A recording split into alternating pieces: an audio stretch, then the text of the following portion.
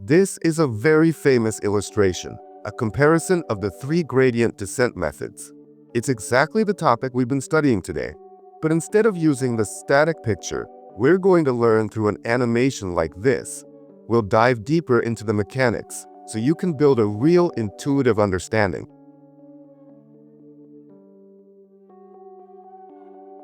In the last lecture, we rewrote the MSE in matrix form and then directly differentiated it to get the optimal parameters, the direct solution, also known as the normal equation.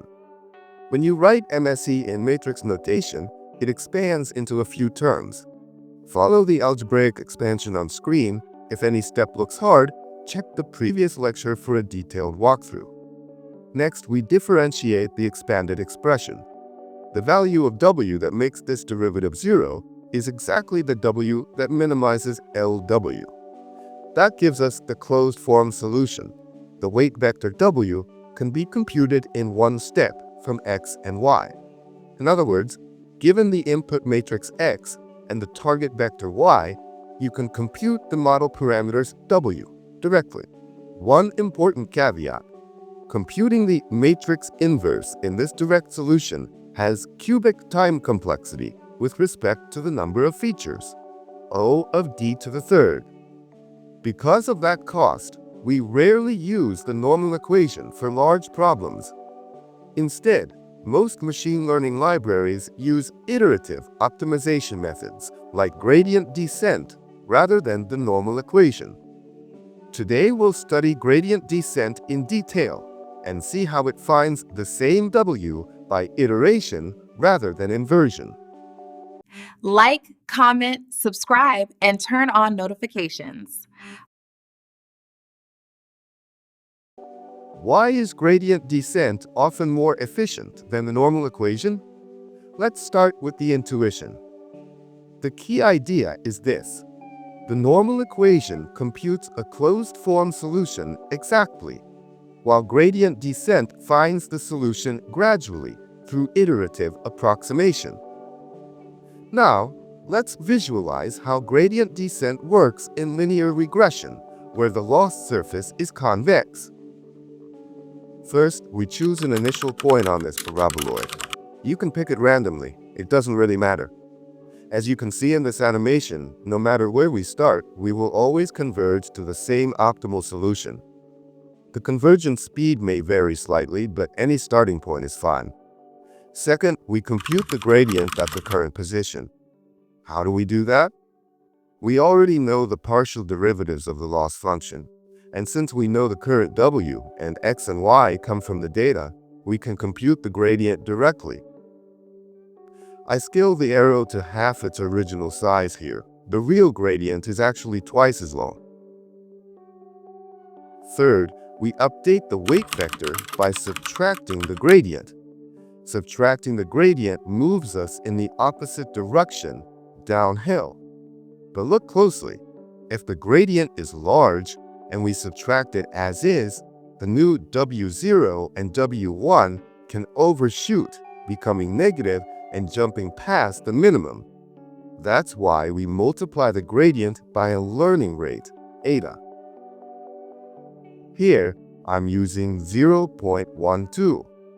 This ensures we move only a controlled amount in the downhill direction. Fourth, we repeat this process until the gradient becomes sufficiently small. Now we start again from the updated w, moving in the opposite direction of the new gradient. Of course, we multiply by the learning rate each time. This update produces the next value of w. To generalize, we write the formula using the previous w on the right-hand side. If we repeat this until the gradient of L, the nabla L, becomes close to 0, the algorithm converges to the optimal solution. It doesn't need to be exactly 0, just extremely small. The epsilon here represents a tiny value, like 10 to the negative 7th or 10 to the negative 8th.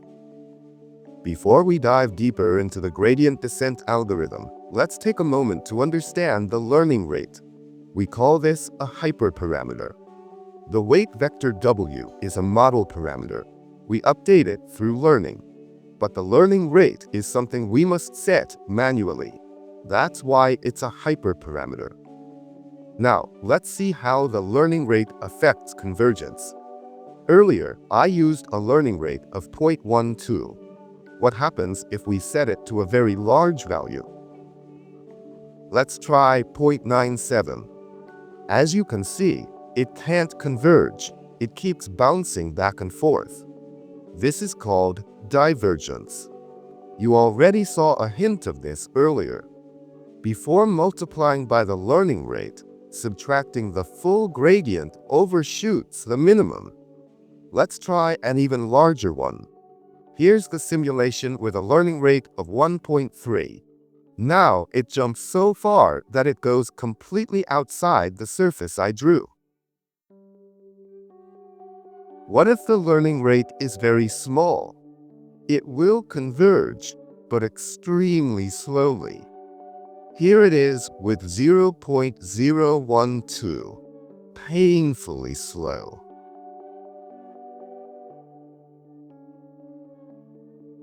So we've seen how learning rate affects the learning process.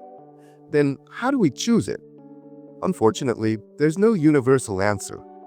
Choosing the learning rate is heuristic. We pick it manually or use automated search methods. There's no single optimal learning rate for all datasets, because each dataset has different numerical characteristics. Some loss surfaces are shallow, others are steep, and sometimes the curvature is highly asymmetric, like this direction here. Feature scaling can help smooth some of these issues, but even then, a single perfect learning rate for all data simply doesn't exist. So how do we find a good value? We try many candidates, using grid search or random search, and see what works best. There are also methods that don't keep the learning rate fixed. A classical approach is to decrease eta over iterations. 1 on the first iteration, 1/2 on the second, and so on. We can also adapt it dynamically. If the loss decreases well, we increase the learning rate slightly. If it shows signs of divergence, we decrease it. Modern algorithms usually maintain the learning rate when the loss is improving and reduce it only when the loss plateaus. Separately from scheduling the learning rate, we also use optimizers like Atom to solve the inefficiency caused by zigzagging on asymmetric contours. Optimizers adjust the learning rate for each parameter automatically. We'll look at learning rate adjustment more deeply when we study deep learning, because it becomes even more important there. Now let me show you 2 gradient descent algorithms. If you can already recognize what they are just by looking at the pseudocode, you don't really need to keep watching. Try guessing. To make it easier, here are the 3 possible names. Each pseudocode block corresponds to one of these 3. I'll give you 10 seconds. If you need more time, feel free to pause the video and think.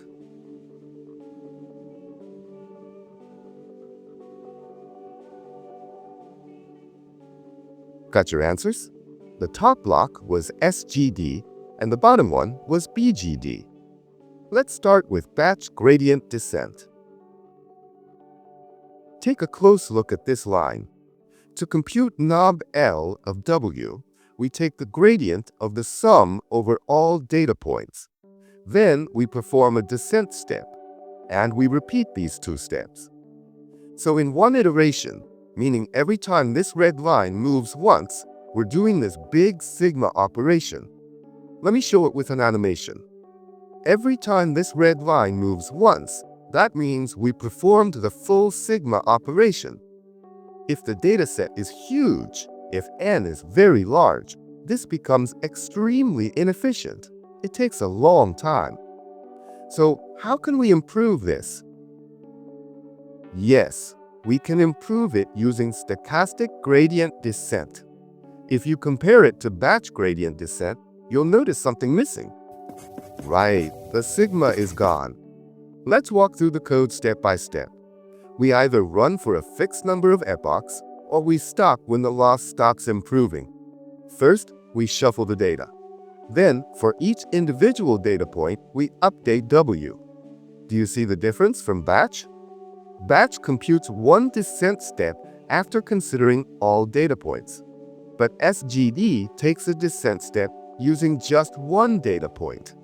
So if you have 10,000 data points, SGD updates the weights 10,000 times in a single epoch. That means it descends 10,000 times. Let's look at the animation.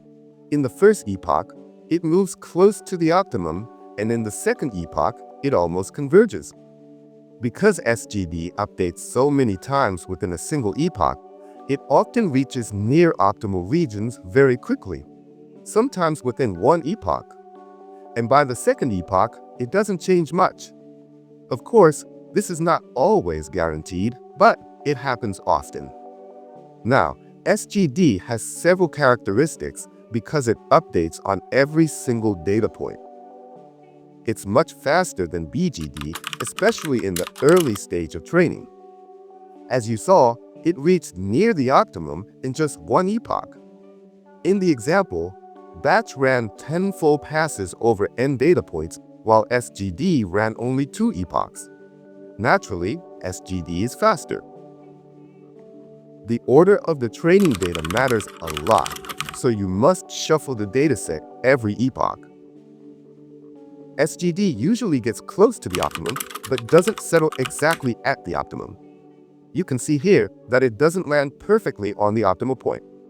Even if you run more epochs, SGD tends to oscillate around the optimum instead of sitting exactly on it.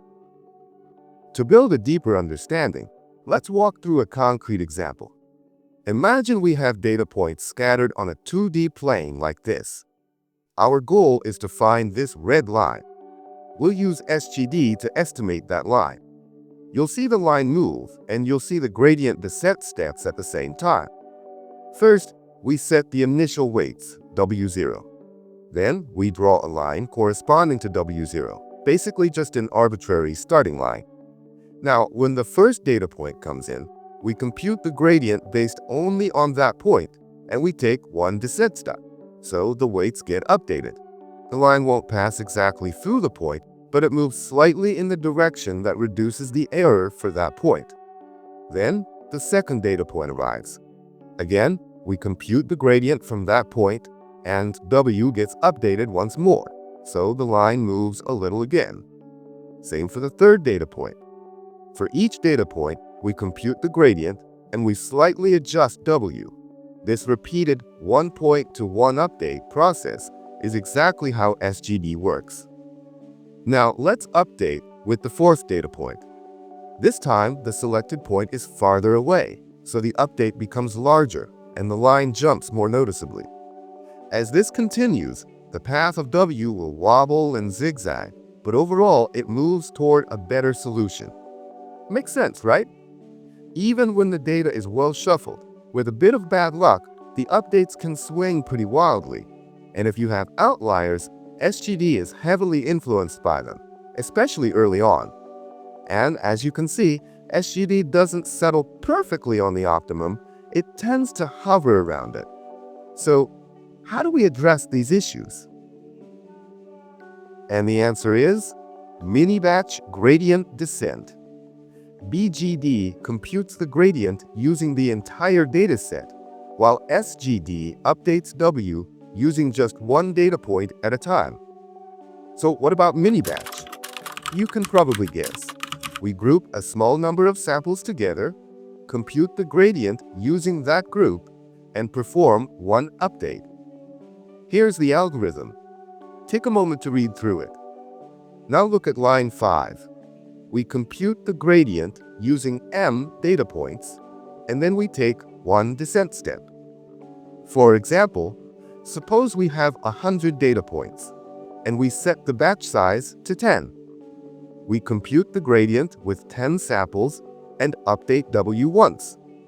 Repeating that 10 times completes one epoch. And we can choose this batch size however we want. It's also a hyperparameter, just like the learning rate. How do we pick it? Same story. There's no universal rule. Different datasets behave differently. And what if the batch size is 1? Exactly. It becomes the same as SGD. Now for the last part, take a look at the final animation showing all three methods. Try to guess which color corresponds to which algorithm. And keep in mind, this animation keeps running regardless of convergence, so just focus on the patterns of how they move.